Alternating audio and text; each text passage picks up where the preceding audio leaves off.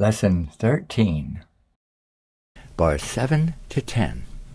In bars 7 through 10, there is nothing new to learn. We already know the two standard motifs and two inverted motifs.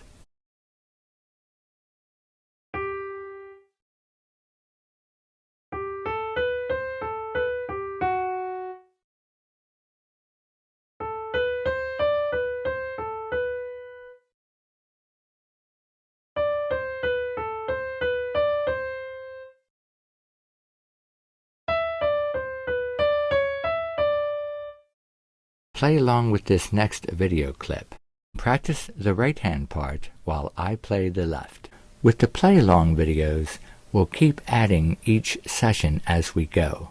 That will help to develop the independence of hands, as it is vital to know each hand very well before putting them together.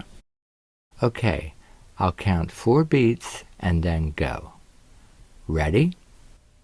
1, 2, 3, 4, go.